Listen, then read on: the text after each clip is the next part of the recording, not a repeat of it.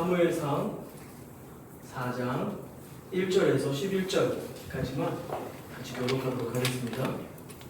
제가 먼저 읽고 여러분이 2절 읽도록하겠습니다. 사무엘의 말이 온 이스라엘에 전파되니라.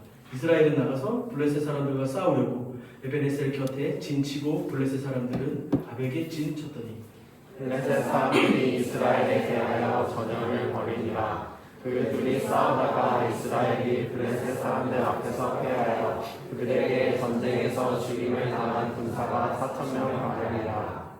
백성이 진영으로 돌아오매 이스라엘 장로들이 이르되 여호와께서 어찌하여 우리에게 오늘 블레셋 사람들 앞에 패하게 하셨는고 여호와의 언약궤를 실로에서 우리에게로 가져다가 우리 중에 있게 하여 그것으로 우리를 우리 원수들의 손에서 구원하게 하자 하니 이에 백성이 실로에 사람을 보내어 구름 사이에 계신 만군의 여호와의 언약궤를 거기서 가져왔고 엘리의 두 아들 홈리와 비니아스는 하나님의 언약궤와 함께 거기에 있었더라. 여호와의 언약궤가 진영에 들어올 때에 온 이스라엘이 큰 소리로 외침에 땅이 울린지라. 블레셋 사람이 그 외치는 소리를 듣고 이르되 이미 진영에서 큰 소리로 외치면 어찌 되느냐. 여호와의 궤가 진영에 들어온 줄을 깨달은지라. 블레셋 사람이 두려워하여 이르되 신이 진영에 이르렀도다 하고 또 이르되 우리에게 화로다. 전날에는 이런 일이 없었도다. 우리에게 화로다. 누가 우리를 이 능한 신들의 손에서 건지리요. 그들은 광야에서 여러 가지 재앙으로 애국인을 친 신들입니다. 너희 블레셋 사람들아 강하게 되며 대장부가 되라. 너희가 히브리 사람의 종이 되기를 그들이 너희의 종이 되었던 것 같이 되지 말고 대장부 같이 되어 싸우라 하고 블레셋 사람들이 쳤더니 이스라엘이 패하여 각기 장막으로 도망하였고 살육이 심히 커서 이스라엘 보병에 엎드려진 자가 30,000명이었으며 같이 읽을게요. 하나님의 궤를 빼앗고 엘리의 두 아들 홈리와 비니아스는 죽임을 당하였더라. 아멘. 우리에게 주시는 하나님의 말씀입니다. 자리에 앉으십시오. 이번 달은 사무엘상으로 그래서 한 3번, 4번 정도 말씀을 좀 나누려고 하는데요. 네, 재밌을 겁니다. 사실 사무엘상을 여러분이 읽으실 때 그 전에 어떤 사건들이 있었는지를 좀 생각해 볼 필요가 있습니다. 사무엘상 직전이 뭐예요? 지난번에 우리 나눴던 룻기가 나오죠. 룻기의 시대적 배경은 뭡니까? 사사기죠. 사사기라니까 좀 그런데 사실 어둡고 찝찝한 시절이었고 각자 소견대로 살던 엉망진창의 시대였습니다. 근데 사무엘상에 오면 분위기가 좀 바뀌어요. 처음 시작할 때 그 사무엘 어머니 한나의 노래 거기 보시면 막 역전된 이미지가 막 나옵니다. 그래서 낮은 자가 높아지고 망한 자가 부해지고 막 이런 사건들이 나오고 실제로 이스라엘이 사사기를 지나며 완전히 소멸될 것 같았지만 그렇지 않고 신정 가운데 왕정, 그러니까 하나님이 선택하시는 왕들을 통해서 나라의 구색들을 좀 갖춰가는 게 이제 사무엘상입니다. 그래서 보면 재밌는 인물들 많이 나오죠. 어릴 때 우리가 이미 유치부에서 다 배웠습니다. 사무엘상에서 등장할 것 같은 이름 한번 얘기해 보세요. 여러분 아는 사람. 사무엘상에 등장할 것 같은 여러분 아는 사람. 이제 이 사람들을 보면 처음부터 굉장히 위대했던 사람들인 것 같지만 그렇지 않아요. 자세히 들여다보고 그 사람들의 이야기를 좀 따라가다 보면 하나님이 이렇게 왕정을 시작하시고 자신의 그 하나님 나라의 어떤 큰 전환들을 이뤄가실 때 사용했던 사람들이거든요. 근데 이 사람들은 사실은 별로 그렇게 위대한 사람들이 아니었어요. 그 위대한 역사에 대한 부르심이 있을 때 작은 믿음으로 도전했던 사람들이었어요. 한나도 그랬고요. 다윗도 그랬어요. 사실 사울도 처음에 그랬습니다. 그리고 사무엘상을 읽을 때 또 한 가지 여러분이 꼭 기억했으면 하는 중요한 메시지는 이겁니다. 하나님이 쓰시는 사람들은 그냥 되지 않는다는 거예요. 그러니까 오랜 세월 훈련과 애씀과 인내와 수고를 통해서 만들어진다는 거죠. 그러니까 제가 이 시점에서 우리 공동체의 사무엘상이 좀 필요하겠다는 생각이 들었습니다. 그러니까 우리가 막 꿈틀거리면서 지난주에도 얘기했지만 예수님과 함께 새로운 상상력으로 나아갑시다 이렇게 막 얘기를 했어요. 우리 안에 뭐 아직 여러 가지로 아직 교회도 완성되지 않았고요. 여러 가지로 계속 전환들, 위대한 변화들, 하나님 나라의 확장들을 꿈꾸고 있지만 우리가 그냥 되는 게 아니라는 것을 좀 생각해 보면 좋겠어요. 이쯤 되면 헌신하라는 거야? 무슨 막 그런 느낌? 또 뭐 교회 시골란 말이구만 이렇게 생각하실 수 있죠. 제가 이제 제 나이쯤 되면 이제 무슨 말을 해도 그렇게 꼰대처럼 들릴 수밖에 없어요. 그러나 제가 하고 싶은 이야기는 하나님께서 이 사무엘상을 통해 이스라엘 백성에게 격려하셨던 방법대로 우리가 드릴 수 있는 그런 작지만 믿음으로 드리는 도전, 그리고 작고 부족하고 또 실패하고 넘어지지만 기다리고 인내하고 훈련이 사람이 어디 있어요? 저도 군대를 20년 전에 갔다 왔지만 훈련 재미없어요. 지금 다시 가기 싫어요. 1억 주면 갈 수도 있어요. 1억은 되겠네요. 근데 뭐 몇백만 원 준다고 가진 않을 것 같아요. 훈련을 좋아하는 사람이 어디 있습니까? 그런데 하나님께서 성경의 인물들을 어떻게 훈련시켜 가시는지, 이스라엘 백성들을 어떻게 다뤄가시는지를 보면서 여러분 마음에 격려가 됐으면 좋겠어요. 어쩔 수 없이 우리가 이 많은 변화들 속에서 하나님을 신뢰하고 믿음으로 간다고 말하지만 우리가 감당해야 될 것들이 다 있잖아요. 우리의 마음의 영역이든 뭐든지 간에 있을 텐데, 우리가 이 훈련과 인내의 시간들, 요구되고 필요한 이 시간들 속에서 서로 격려하고 믿음으로 잘 통과할 수 있도록 하나님이 말씀 통해서 좀 여러분에게 격려 은혜를 주시면 좋겠습니다. 여러분은 좀 어떠세요?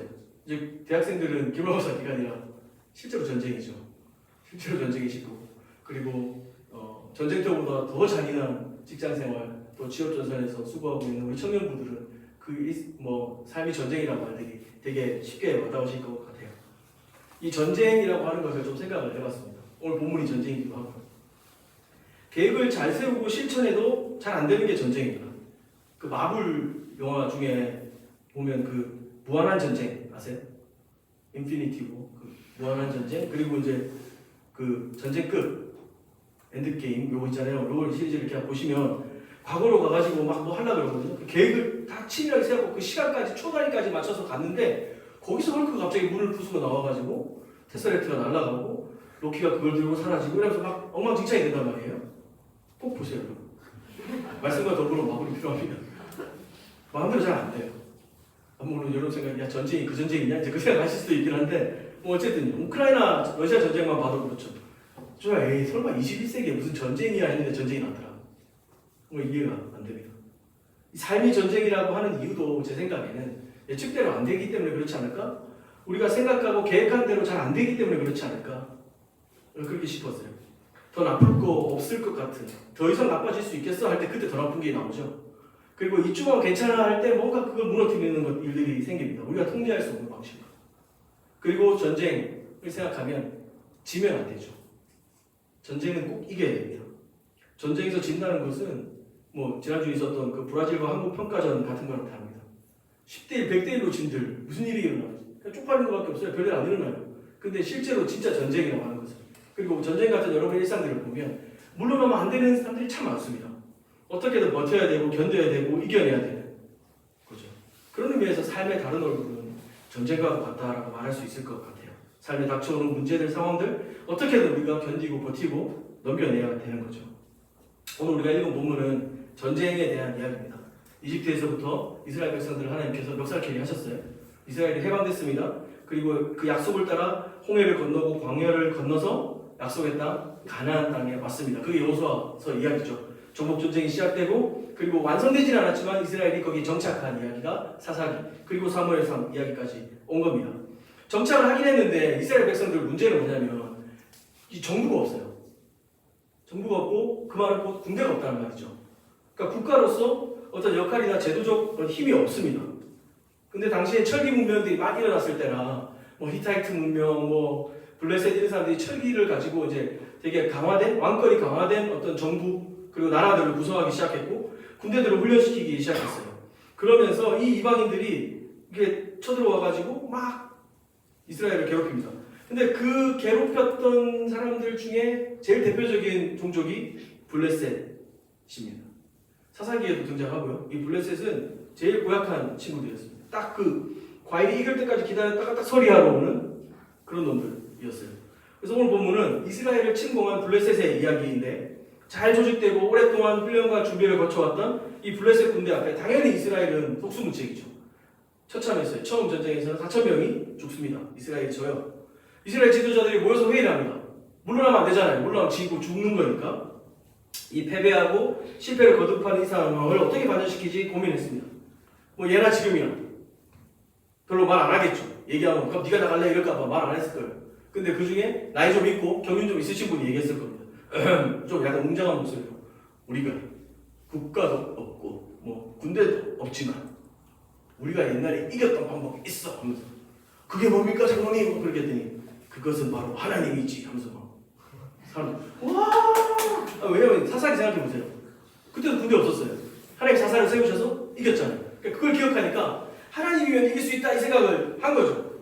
그래서 이 사람들이 이제 어떻게 그럼 하나님을 모셔오지 생각을 하면서 지어짜낸 전략이 언약궤 모셔오기였습니다. 성막에서 하나님의 임재와 하나님이 예배하는 그 현장이었던 언약궤를 가져옵니다. 이 하나님 임재 상징이었으니까요. 이 하나님의 언약궤가 전쟁터에 오면 하나님의 언약궤 가운데 임재하시는 여호와 하나님께서 적들을 물리쳐 주실 것이다. 와, 이거 뭔가 어디서 많이 들어본 것 같지 않아요? 점집 가서 받아오는 부적 같은 그런 느낌 아닙니까? 실제로 하나님의 언약궤가 전쟁터에 도착했을 때 이스라엘 백성들 사기가 치솟습니다. 5절에 보면 온 이스라엘이 큰 소리로 외치며 땅이 울린지라 그랬습니다. 영화에서 많이 봤죠. 약팀들이 갑자기 막 이렇게 선동하는 왕의 엄청 멋있는 메시지에 막 뜨거워져 막 눈물 흘리면서 쿵쿵쿵 하는 그런 느낌. 그랬더니 이 기세가 갑자기 오르는 약팀 블레셋에 살짝 쫄립니다. 블레셋이. 그래서 이제 이스라엘의 약팀이었던 이스라엘이 막 기세가 올라가니까 강팀이었던 블레셋이 움찔하면서 7절에 블레셋 사람이 두려워하여 이르되 신이 진영에 이르렀도다 이런 얘기야. 그리고 우리가 화로다 망했다 전에 이런 일이 없었잖아 하면서 막 얘기하는 거예요. 그리고 이 능한 신들의 손에서 누가 우리를 건지겠느냐. 저 신은 이 이스라엘 백성을 여러 가지 재앙으로 애굽인들을 물리치고 구원해낸 그런 신이란 말이야 하면서 블레셋들이 위축됩니다.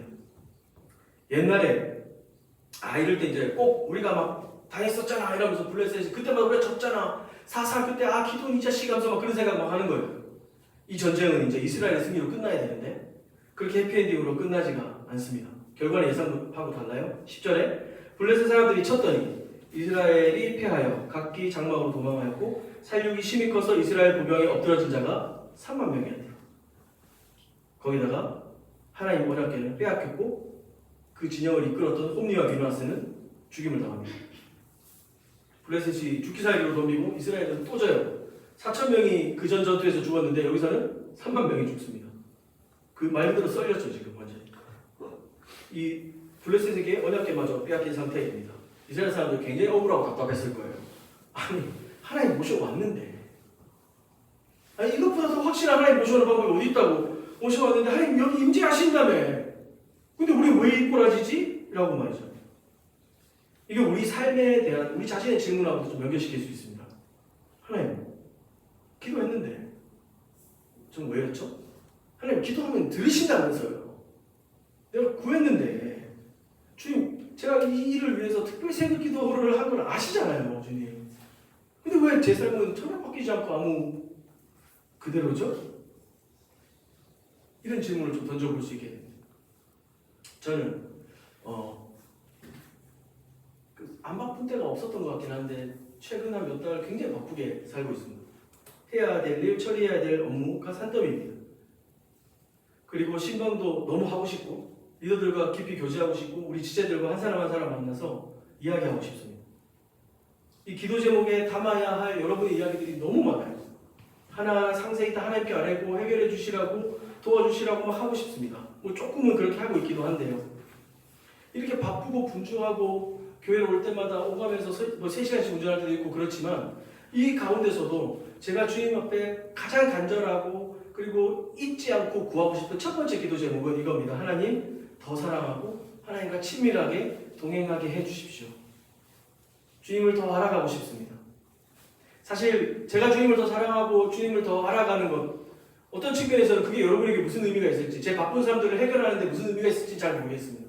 그러나 제 안에 하나님을 향한 마음으로 주님 불러주신 그 삶에 대한 응답으로 제가 이렇게 살아가고 있고 걸어가고 있다면 그게 사실이라면 저의 첫 번째 기도는 항상 주님이 필요합니다.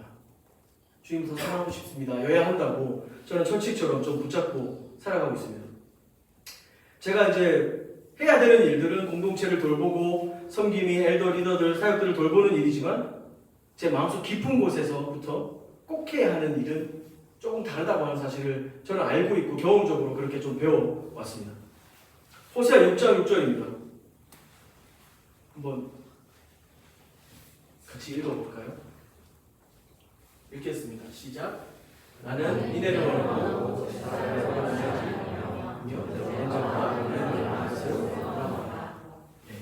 하나님이 우리에게 진짜 원하시는 것 이렇다고 합니다. 이해되십니까? 미가서 6장 6절에서 8절 말씀 또 제가 부탁을 좀 했는데요. 같이 읽어보겠습니다. 시작.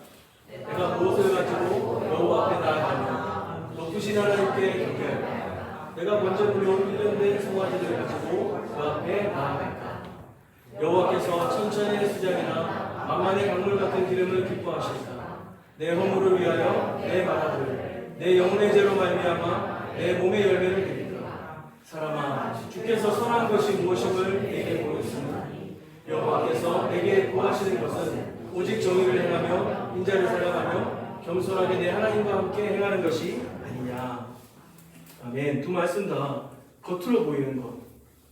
뭐 제사를 해야 되는 일들이죠. 제가 공동체를 돌보고 설교를 준비하고 해야 되는 것처럼 해야 되는 일들입니다.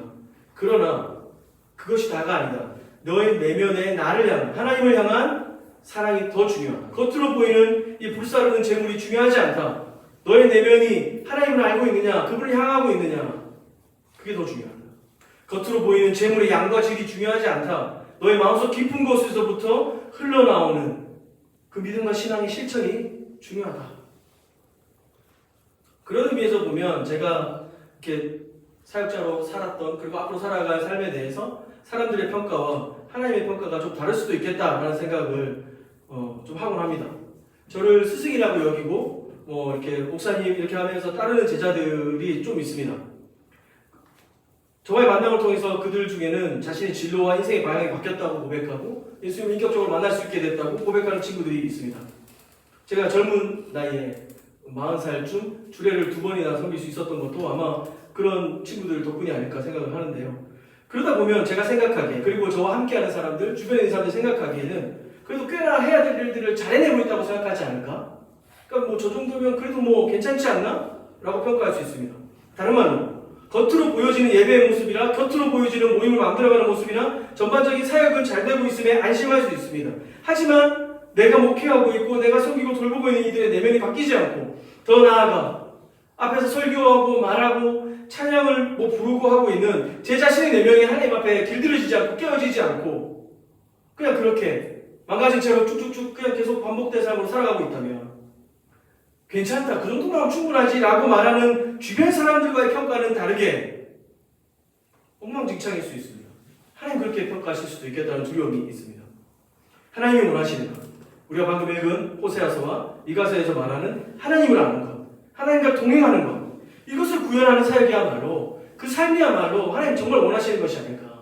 우리의 인생의 많은 전환과 삶의 변화와 어떤 여러분의 신앙생활에 있어서 지금도 아마 중요한 변화의 시기일 텐데 그때 우리에게 정말 필요한 것은 우리가 잘 준비된 예배와 잘 준비된 구조와 조직들을 통하여서 교회답게 보이고 칭찬받고 이 정도면 20개 교회 중에 탁월하지 그런 모습일까요? 필요하죠. 필요 없다는 말은 아닙니다. 그러나 우리가 정말 하나님의 평가 앞에 정직하게 서서 주님이 기뻐하시는 모습으로 살아간다면 우리 중심에 그분을 아는 것, 그분과 동행하는 삶에 대한 갈망들이 깊어져야 된다고 하는 것이죠. 내가 하나님을 알고 내가 섬기는 형제자매들이 하나님을 알고 내가 먼저 하나님과 동행하고 내가 목회하고 섬기는 형제자매들이 하나님과 동행하게 만드는 것이 정말 하나님이 원하시는 사역이겠다 싶습니다. 그러고 보면 때론 무작정 열심히 달려가는 방향이 하나님이 원하시는 방향이 아닐 수도 있겠다는 생각을 종종 하게 됩니다. 전쟁에서 패배했던 이스라엘 백성들의 깨달음도 마찬가지였습니다. 성경 본문을 계속해서 이야기를 이어가는데요. 그러면서 두 지점을 발견하게 합니다. 우리로 하여금 하나는 이스라엘이 하나님께 요구하는 지점, 또 하나는 하나님께서 이스라엘에게 선물하기를 원하시는 지점. 이게 다르다는 것을 보여주는 거예요. 이스라엘이 하나님께 요구하는 것은 뭡니까? 언약궤를 등장시켰습니다. 하나님의 거룩한 영이 임해서 블레셋 사람들을 한 방에 쓸어버리는 것. 이거 생각했을 겁니다. 이스라엘은 매번 그 언약궤를 짊어지고 가면서 우리가 비록 창칼 없지만 언약궤 하나면 다 되지 하면서 전투에 나가서 하나님 임재 안에서 승승장구하는 것을 생각했을 겁니다. 하지만 하나님은 무엇을 허락하셨나요? 3만 명의 희생자를 허락하셨습니다. 하나님이 안 계신 것도 아니었습니다. 하나님이 무능하신 것도 아니었습니다. 단지 이스라엘이 하나님께 요구하는 지점과 하나님께서 그들에게 주기를 원했고 선물하기 원했던 지점이 달랐던 거죠. 오늘 본문에 이어지는 이야기는 이제 5장으로 이어지면요. 블레셋의 끌려간 언약궤가 블레셋 사람들이 모시고 있는 다곤이라고 하는 신의 신전에 모셔지게 됩니다. 그들이 모시고 있던 신상이 하나님의 언약궤 앞에서 모가지가 꺾이고 막 팔이 부러지고 막 이런 일이 생깁니다. 언약궤를 모셔왔던 지역의 사람들이 종기에 걸리고요. 막 그런 재앙이 임하는 끔찍한 날들을 보내게 됩니다. 5장 6절인데요.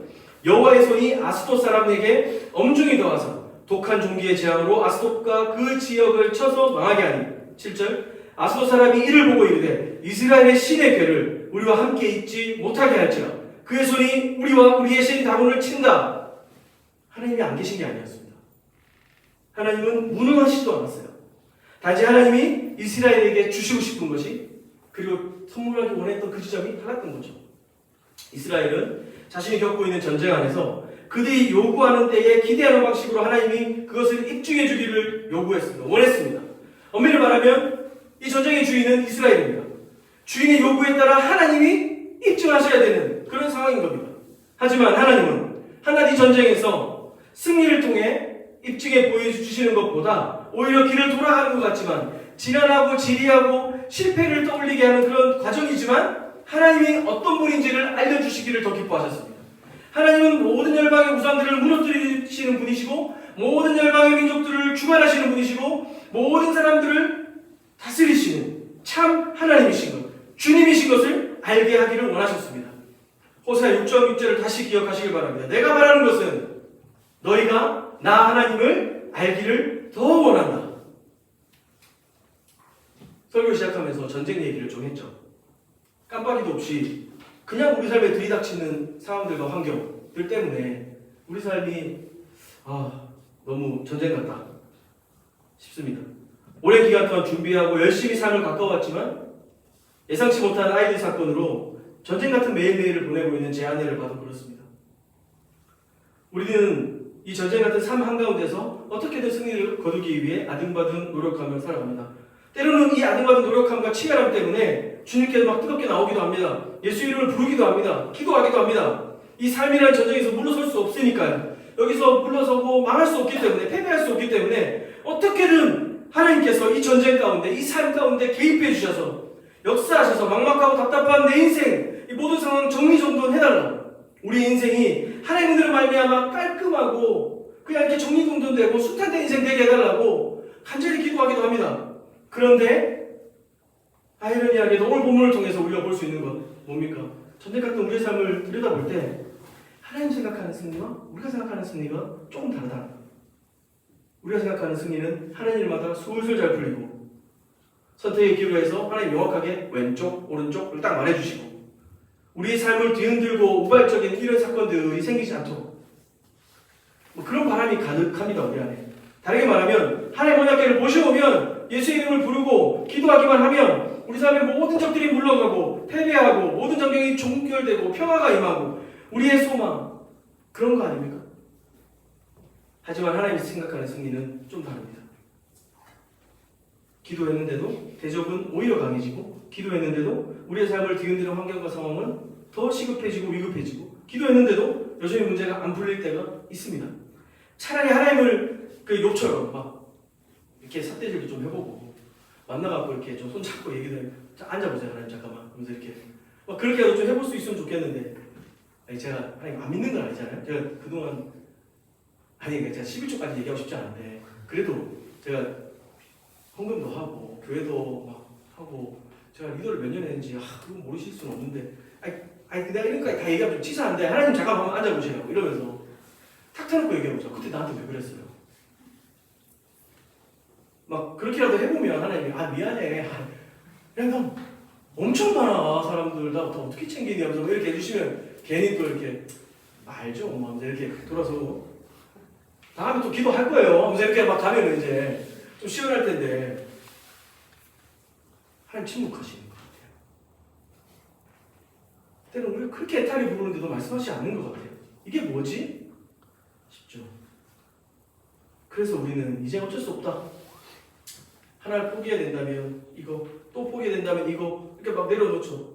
그래 사실은 이건 뭐 내가 꼭 해야 될 일은 아니었어 하면서 이렇게 내려놓고 포기하고 힘든 채로 내가 이렇게 계속 몸을 이끌고 이렇게 뭐 계속 예배 나오고 내가 뭔가 봉사와 섬김들 이게 지금 내가 내 상황은 있잖아. 하나님 좀 별 관여도 안 하시는데 그러면서 우리의 삶이 조금씩 하나님과 상관없는 길로 물러나게 되죠. 그런데 우리는 사실 알고 있습니다.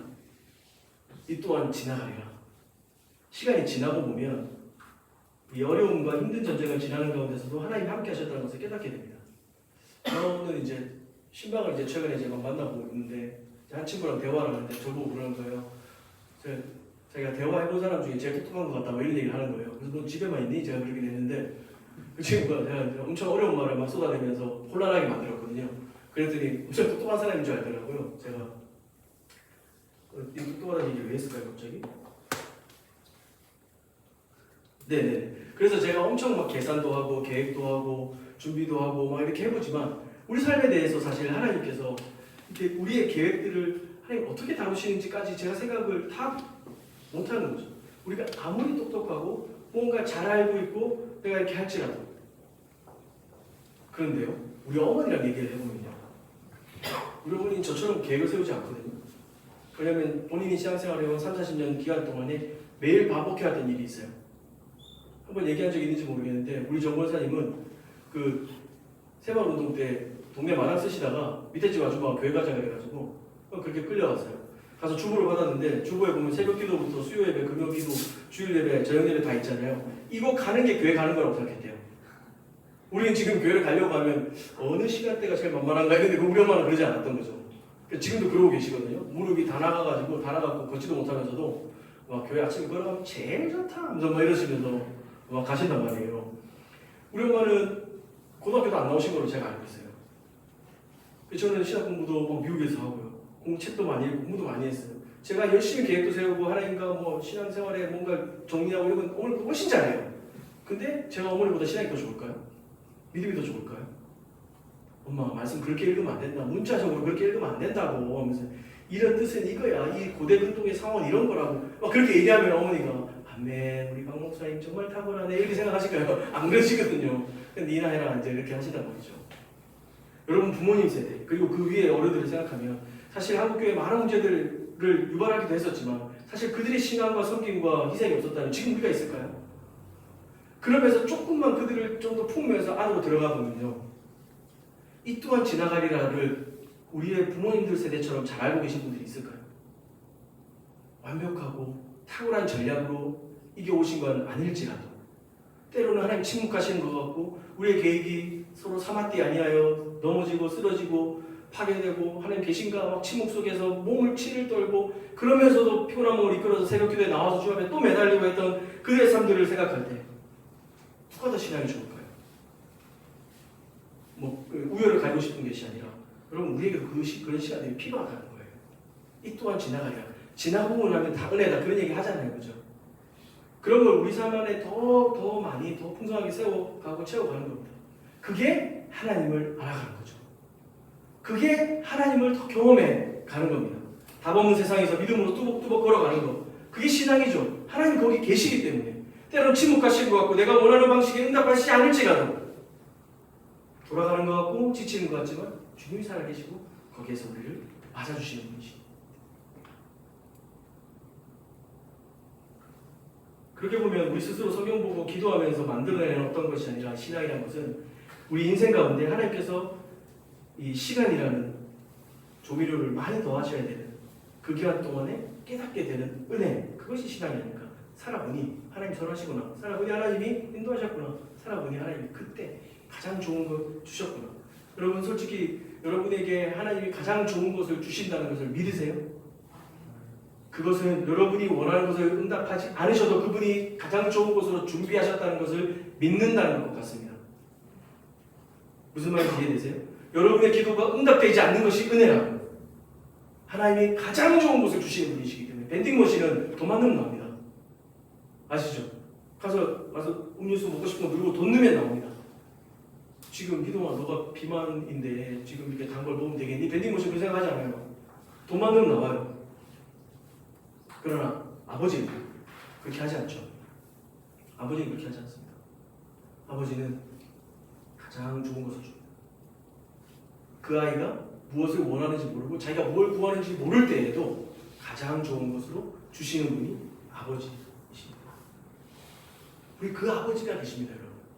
복음서에 보면요, 기도에 대한 가르침들이 나오는데 이 기도에 대한 가르침들은 하나님과 우리의 관계에 대한 가르침이기도 합니다. 악한 재판장도 그리고 악한 너희조차도 자녀가 달라하면 좋은 것을 줄 알거든. 하물며 너희 하늘 아버지시가 뭐냐? 그러니 무엇이든지 구해라. 무엇이든지 구해라. 우리에게 좋은 거든 나쁜 거든 하나님 그분이 안정장치가 되셔서 우리가 때로는 너무 이렇게 기도하는 거 안 들어주실 거라 생각하지만 아니요. 하나님이 여러분 생각보다 훨씬 앞서 계시고 하나님은 우리에게 가장 좋은 것을 주시기로 결정하신 분이십니다. 그 결정을 끊임없이 자기 백성들에게 보여주고 말하고 선포하고 시도하셨지만 깨닫지 못해서 아들을 보내주셨어요. 아들을 줬다고 하는 말은 이 고대 로마의 언어로는 다 줬다는 말이에요. 가장 중요한 걸 줬다는 거예요. 하나님 자신을 주신 거예요. 누가복음, 마태복음 기도에 대한 이야기에서도 거기 그럴 때 나옵니다. 기도하고 간구하면 하나님이 뭘 주신다고요? 성령을 주신다고 그랬어요. 하나님 자신을 준다고 그랬어요. 다른 성경에서는 가장 좋은 것을 주신다고 했어요. 그 좋은 것이 하나님 자신인 거죠. 오늘 이 사무엘 상에서 이 전쟁 속에서 전쟁에 이기기를 원했어요. 그때 언약궤를 들고 나가서 하나님 이름 팔면 그냥 이길 거라고 생각했어요. 기도하면 주님이 그냥 응답하시고 이길 거라고 생각했어요. 근데 그렇게 하지 않았어요. 왜요? 하나님 우리에게 더 좋은 걸 주시기 위해서. 하나님은 온 땅의 주인이고 만물의 창조자이시며 하나님은 너희가 구속되는 그런 하나님이 아니시라는 거죠. 그런데요, 그 이야기가 예수님 이야기로 오면 정반대로 바뀝니다. 우리가 주인이 돼버려요. 우리의 죄 때문에, 우리가 요구하는 삶 때문에 하나님께서 자기를 구속하셔서 스스로 낮추셔서 이 인간에게, 피조물에게 당하셔서 십자가에 달려 죽으십니다. 이런 이야기가 어디 있어요? 주님 왜 그렇게 하십니까? 이스라엘 백성들에게 필요한 건 그 로마를 이길 만한 장군이었어요. 정치가였어요. 근데 예수님은 아니 얘들아, 나는 천하 만물을 모든 이 피조 세계를 구원하기를 원한다. 너희가 죄와 사망의 권세 가운데 눌려서 그런 생각에 자꾸 빠지고 이해한다. 그럼 내가 이제 내 생각과 내 마음 너에게 보여줄게. 내가 가야 될 길은 여기다. 전쟁 같은 일상 속에서 이기는 선물, 바로 믿음. 이런 예수님을 믿는 겁니다. 이 예수님을 알아가는 지식 가운데 나가는 겁니다. 하나님과 동행하는 삶을 선택하는 겁니다.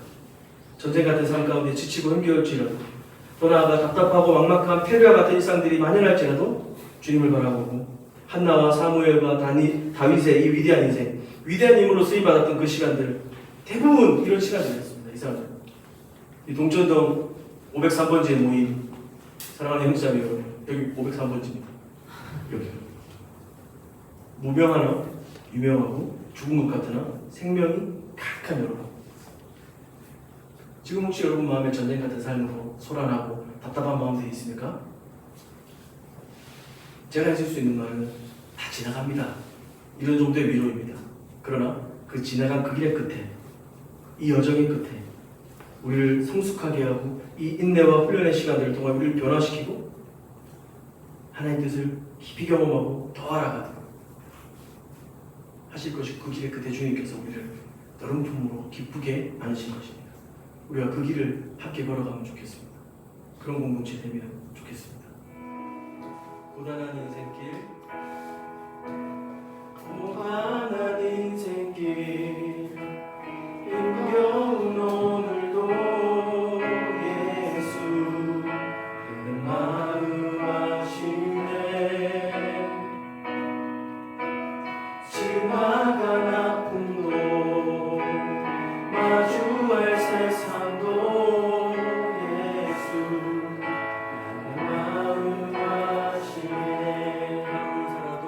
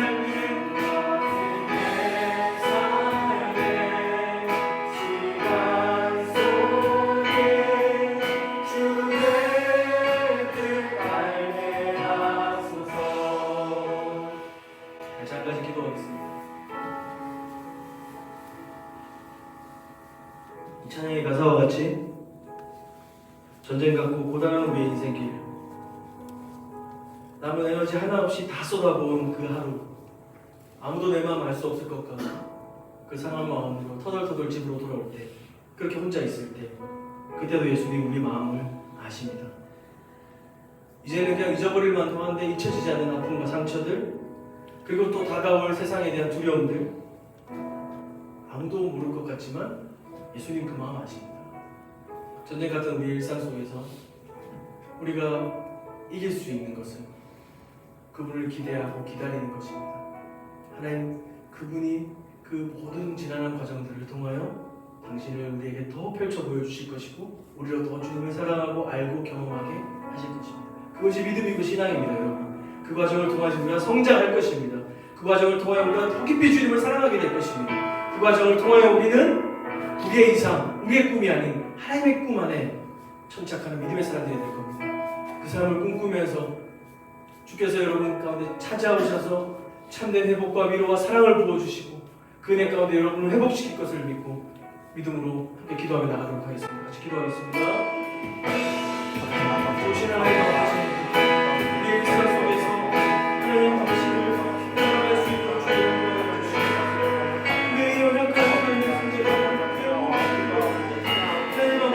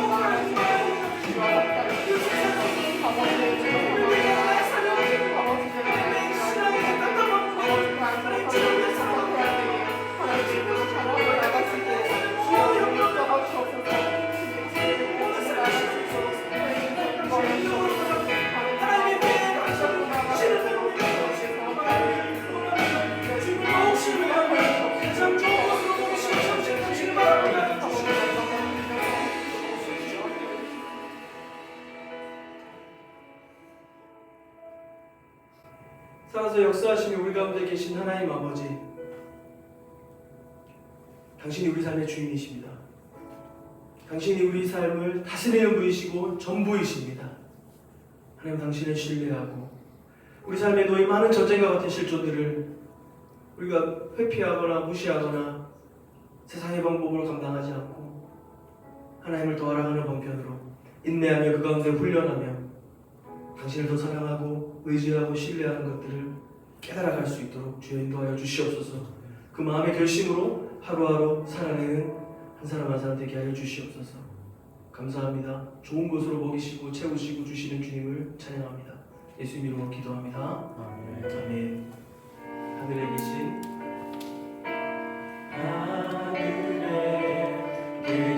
아버지, 크신 사랑을 가득 차고도 넘쳐 이곳에 흘러내리네. 우리는 그 사랑을 받아 우리는